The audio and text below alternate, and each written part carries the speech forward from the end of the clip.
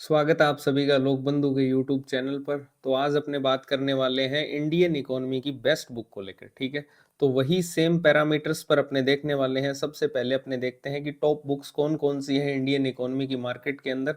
सबसे पहले महेश कुमार वर्णवाल जी की और कुणाल वर्मा जी की बुक है, जो है तो यूपीएससी सेंट्रिक, लेकिन आपके पीएसआई और आरएएस प्री के सिलेबस को लगभग कंप्लीट करती है। ठीक है, एनसीईआरटी बेस्ड ये बुक है। इसको अपने पीएसआई टेलीकॉम सेक्टर के क्वेश्चन कवरेज के आधार पर चेक करने वाले हैं। इसके अलावा इसके अलग सैलिएंट फीचर्स भी देखने वाले हैं। इसके अलावा यूपीएससी सर्किट से ही दो बुक्स हो रहे हैं। एक रमेश सिंह जी की बुक है जो बहुत बड़ी है, ठीक है, और यूपीएससी के लिए बहुत फेमस बुक है ये। इसके अलावा संजीव वर्मा जी की बुक है इंडियन इकोनॉमी की, उसको लेकर बात करेंगे।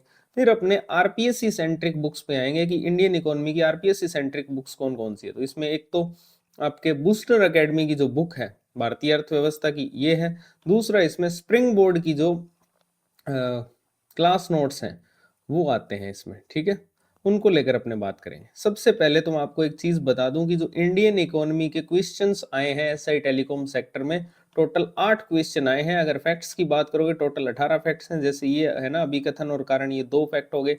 इसी प्रकार जैसे ये 3 फैक्ट हो गए 5, जैसे ये पेपरलेस बजट 1 फैक्ट हो गया 6, ये 1 फैक्ट हो गया 7, ऐसे मिलाकर टोटल 8 क्वेश्चनों में 18 फैक्ट्स आपसे पूछे गए हैं। फैक्चुअल क्वेश्चंस की बात करें तो 4 क्वेश्चन फैक्चुअल थे। जैसे ये पेपरलेस बजट एक फैक्चुअल क्वेश्चन है, ये भी एक फैक्चुअल क्वेश्चन है जो भी इकोनॉमिक सर्वे वाला पूछा गया है, ठीक है। इसके अलावा आगे ये क्वेश्चन आपको 22वां फैक्चुअल मिलेगा और 26वां भी फैक्चुअल है ओएनडीसी वाला। 22वें में जीवीए के फॉर्मूले पूछे गए हैं। तो इसके अलावा 4 एनालिटिकल क्वेश्चन है। तो आप ये मान के चलना, ये जो 4 क्वेश्चन है एनालिटिकल वाले, ये आपको हर बुक में मिलेंगे ही मिलेंगे। एज इट इज नहीं मिलेंगे, लेकिन आपको हर बुक में मिलेंगे। ये आपकी समझ पर आधारित ये प्रश्न होते हैं, ठीक है। एनालिटिकल क्वेश्चन वही होते हैं जो एज इट इज फैक्ट्स जो है वो आपकी बुक में लाइन टू लाइन मिलना पॉसिबल नहीं है, लेकिन आप उसको एक समझ के आधार पर, एक निष्कर्ष के आधार पर उसको कर सकते हो। जैसे ये प्रश्न आप देखो 16th क्वेश्चन, ये एक एनालिटिकल क्वेश्चन है, कथन कारण में दिया हुआ है। तो इसमें आप देखोगे तो राजकोषीय घाटे का सूत्र पूछा और राजकोषीय घाटे का जो परिभाषा है वो पूछी गई है। लेकिन ये क्वेश्चन पूरा का पूरा फैक्चुअल क्वेश्चन है। अगर किसी बुक में लिखा हुआ है कि पहला पेपरलेस बजट कब आया था, तो उसकी कवरेज मान लेंगे, नहीं लिखा हुआ है तो नहीं मानेंगे। ये क्वेश्चन आपके इकोनॉमिक सर्वे में से पूछा गया है, जो आप भारत का जो आर्थिक समीक्षा है वहां से ये प्रश्न पूछा गया है, और ये किसी भी किताब में नहीं दिया हुआ है। बाजार पूंजीकरण का मौद्रिक जो जीडीपी है उससे अनुपात पूछा था, ये किसी भी किताब में आपको नहीं मिलेगा, और ये आपको इक्को सर्वे में मिलेगा सिर्फ, ठीक है। हालांकि बाजार पूंजीकरण का जो कंसेप्ट है वो आपको हर बुक में मिल जाएगा। जो आपके शेयर मार्केट वाला टॉपिक है उसमें आपको ये मिलेगा। इसके अलावा मुद्रास्फीति की ये जो 3 फैक्ट्स पूछे गए थे, ये भी आपको किसी भी किताब में एज इट इज, वैसे तो 1-2 बुक्स में मिले हैं एज इट इज, लेकिन एज इट इज नहीं भी मिलते हैं। तो अगर आपको मुद्रास्फीति आपने किसी बुक से पूरा पढ़ा है तो आप इन तीनों ही फैक्ट्स को इजीली कवर कर लोगे। तो ये एनालिटिकल क्वेश्चंस की खासियत होती है कि आपको as it is line to line उनको फैक्ट्स की तरह याद करने की आवश्यकता नहीं होती। आप अपनी समझ के आधार पर, अगर आपके कंसेप्ट क्लैरिटी है तो आप उन प्रश्नों को कर सकते हो। इसी प्रकार से जैसे ये प्रश्न है कि जो सेंट्रल बैंक होते हैं वो अर्थव्यवस्था में मुद्रा की आपूर्ति को पूर्णतः नियंत्रित नहीं करते हैं। उसका रीजन भी दिया हुआ है, क्योंकि मुद्रा की आपूर्ति जो है आंशिक रूप से जमाकर्ताओं और बैंकरों के व्यवहार पर भी निर्भर करती है। तो ये बहुत ही इजी क्वेश्चंस में काउंट होगा, ठीक है, क्योंकि आपको ये साफ साफ दिख रहा है इसने कथन का एग्जैक्ट कारण दे दिया। तो कथन कारण दोनों सही है और उसकी सही व्याख्या भी करता है। तो ये आपको किसी भी बुक में एज इट इज नहीं मिलेगा। मुद्रा आपूर्ति आपको बहुत सारी किताबों में मिल जाएगा, लेकिन ये दोनों फैक्ट आपको नहीं मिलेंगे वहां पर किसी भी किताब में एज इट इज, ठीक है। लेकिन आप उसको अपनी समझ के आधार पर, अगर आपने मुद्रा आपूर्ति पढ़ी है तो उस आधार पर इस प्रश्न को कर सकते थे। ये आपको लगभग किताबों में मिल जाएगा। बेरोजगारी दर की परिभाषा दी हुई है और उसका मंदी से संबंध बताया गया है।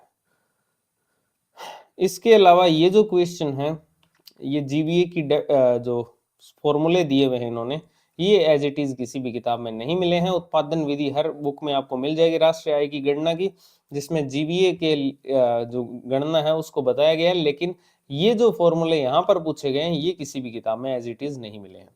ओएनडीसी भी एक दो किताबों को छोड़कर किसी भी बुक में नहीं मिला है। ये भारत का जो इकोनॉमिक सर्वे है वहां से प्रश्न लिया गया, सर्विस सेक्टर वाले टॉपिक में से, बजट में से।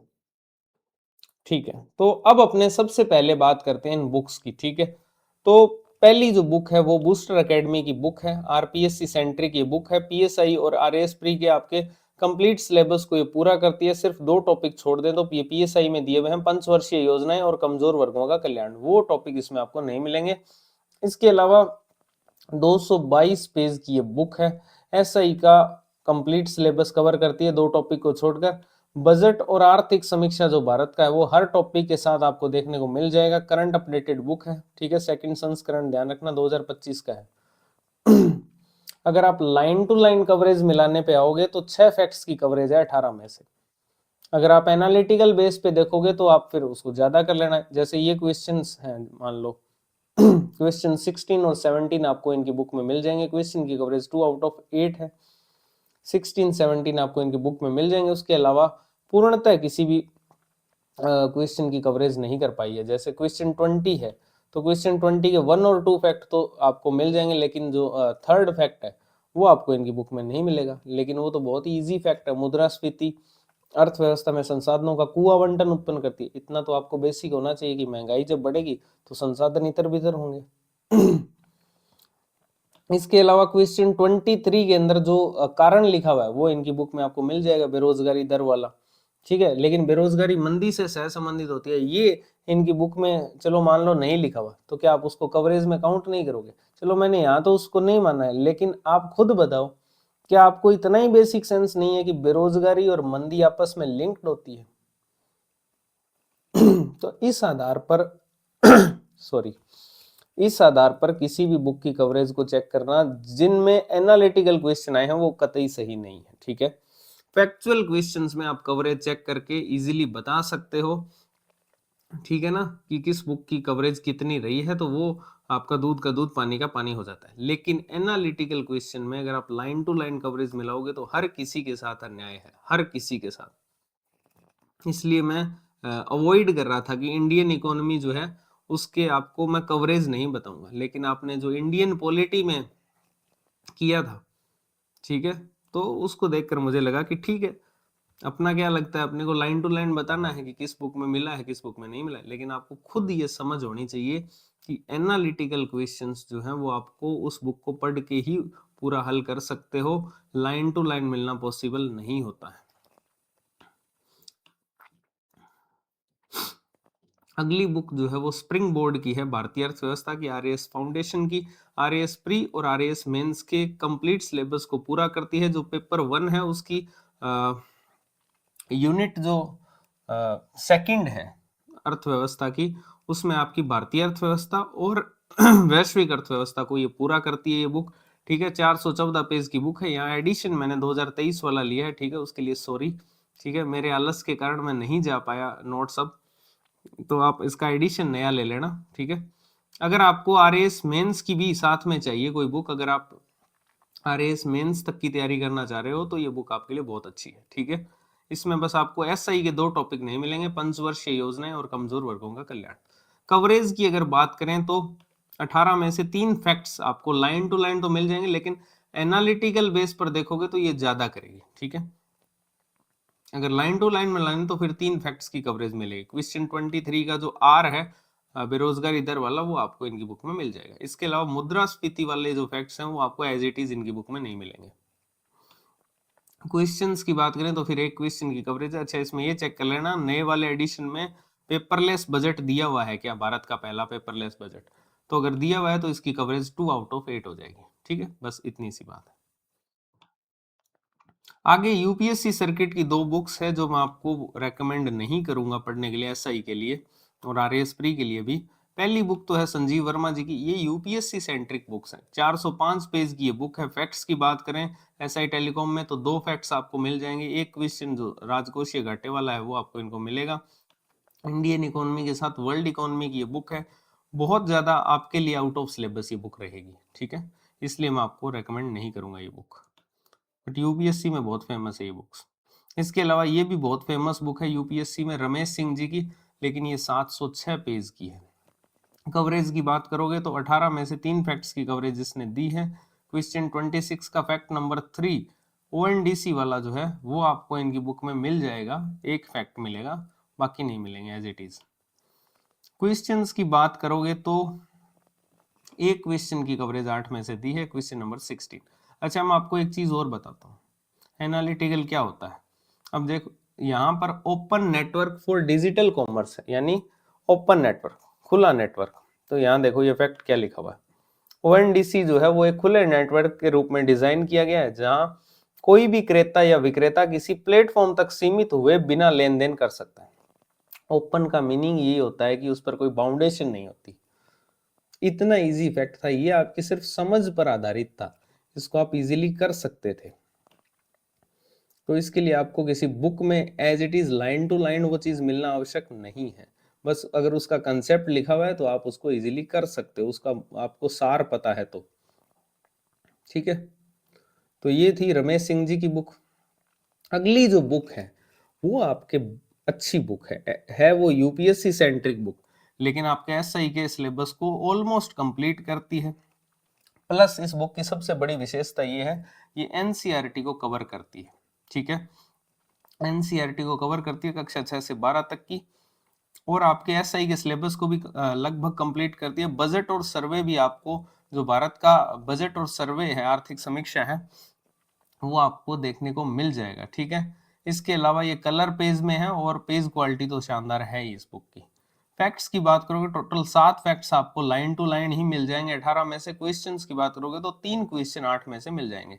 राजकोषीय घाटे वाला, मुद्रास्फीति के तीनों फैक्ट एज इट इज लिखे हुए हैं, और बेरोजगारी दर वाला भी एज इट इज आपको इनकी बुक में मिल जाएगा। तो कुल मिलाकर कहानी सिर्फ इतनी सी है कि analytical question as it is जो है वो आपको कहीं पर भी नहीं मिलेंगे। महेश कुमार वर्णवाल जी की बुक में से मिले हैं, उसका रीजन ये है वो एनसीईआरटी बेस्ड बुक है। जैसे अब ये क्वेश्चन है राजकोषीय घाटे वाला, तो ये तो आपको लगभग हर बुक में मिल जाएगा, लेकिन ये क्वेश्चन आपको आर्थिक समीक्षा में ही मिलेगा, किसी बुक में नहीं मिलेगा। ठीक है, उन्होंने कवर नहीं किया है इसको, तो आपको 100% तो करना भी नहीं है ना। तो अब सार क्या है, जैसे ये प्रश्न है, ये प्रश्न आपको वैसे तो समझ पर आधारित था। अगर आपने जीवीए का कंसेप्ट अच्छे से पढ़ा है, आपने उत्पादन विधि पढ़ी है, राष्ट्रीय आय की गणना की, तब आप इस प्रश्न को कर सकते हो। लेकिन अगर आप एज इट इज फिर फैक्ट्स मिलाने पे आओगे तो फिर वो तो फिर कहीं पर भी नहीं मिलेंगे। आपको स्पून फीडिंग तो कहीं पर भी नहीं करवाई जाएगी, आपको खुद से ही बहुत सारी चीजें करनी होगी, तभी आपका दिमाग विकसित होगा।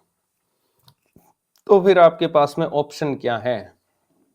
ऑप्शन सिंपल है, ये दो बुक तो मैं आपको नहीं रेकमेंड कर रहा हूँ। ठीक है, संजीव वर्मा जी की और रमेश सिंह जी की। रमेश सिंह जी वाले का रीजन बहुत सिंपल है, बहुत बड़ी बुक है, 706 पेज की है, एसआई के लिए इतनी बड़ी बुक पढ़ने की कोई आवश्यकता नहीं।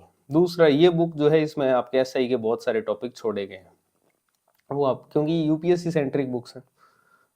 बचते हैं 3 ऑप्शन। पहला ऑप्शन है स्प्रिंग बोर्ड का, तो अगर आप आरएएस मेंस की भी तैयारी करना चाह रहे हो तो ये बुक आपके लिए बहुत अच्छी है। ठीक है, क्योंकि आपके आरएएस मेंस के ऑलमोस्ट सिलेबस को कवर करती है। ये इकोनॉमी का ऑलमोस्ट क्या पूरा ही करती है, इंडियन इकोनॉमी और वर्ल्ड इकोनॉमी दोनों मिला के। तो अगर आप आरएएस मेंस की तैयारी करना चाहते हो, आगे आरएएस मेंस की भी तैयारी करना चाहते हो, तो ये बुक आपके लिए बेस्ट है। लेकिन अगर आप अभी के लिए सिर्फ पीएसआई के लिए आपको कोई बुक चाहिए या आरएएस प्री के लिए स्पेशल कोई बुक चाहिए, तो आपके पास में ये 2 ऑप्शन है सिंपल। ठीक है, या तो आप बूस्टर खरीद लो या फिर महेश कुमार वर्णवाल जी की बुक खरीद लो। डिफरेंस क्या है, सिंपली समझा देता हूँ। बूस्टर 222 पेज की ही है, वर्णवाल जी की बुक ऑलमोस्ट 380 पेज की है। दूसरा डिफरेंस ये है कि वर्णवाल जी की जो बुक है वो एनसीईआरटी को कवर करती है, बूस्टर की जो बुक है ऐसा कोई क्लेम नहीं करती है कि हम एनसीईआरटी कवर करते हैं। ठीक है, फिर इसमें ये है कि जो वर्णवाल जी की बुक है, एसआई टेलीकॉम सेक्टर में कवरेज आप छोड़ दो, ये मैंने आपको राजी करने के लिए बताया कि एसआई टेलीकॉम सेक्टर में इतनी इतनी कवरेज रही है। एनालिटिकल क्वेश्चंस में कवरेज बताने का कोई फायदा नहीं होता है। ठीक है, आपको समझ आना चाहिए था ये। ठीक है, इंडियन पॉलिटी में नहीं बताई थी तो आप भावुक हो गए थे, तो मैंने कहा चलो बता देते हैं। बट आपका दिमाग विकसित करने के लिए मैं यही कहूंगा कि आपका दिमाग जो है उसको थोड़ा विकसित करो यार। ठीक है। अगर आप सिर्फ कवरेज के आधार पर किताबें लोगे तो फैक्चुअल में तो ठीक है, लेकिन एनालिटिकल में वो कतई जायज नहीं है। ठीक है, इसलिए आपको इन दो बुक्स में से अगर कोई बुक खरीदनी है तो बहुत सिंपल लॉजिक है। अगर आप कम पेज में अच्छी कवरेज चाहते हो तो आपके पास में बूस्टर ऑप्शन है। अगर आप चाहते हो कि एनसीईआरटी भी उसमें दी हुई हो, एनसीईआरटी के कक्षा 6 से कक्षा 12 तक का सार जो है वो कवरेज में मिल जाए और कलर पेज में भी हो, तो आपके पास में वर्णवाल जी की बुक बहुत अच्छा ऑप्शन है। ठीक है, आई होप आपको वीडियो पसंद आई हो। वीडियो पसंद आई हो तो वीडियो को लाइक करना, चैनल को सब्सक्राइब करना बिल्कुल मत भूलना। ठीक है, चलिए, थैंक यू वेरी मच।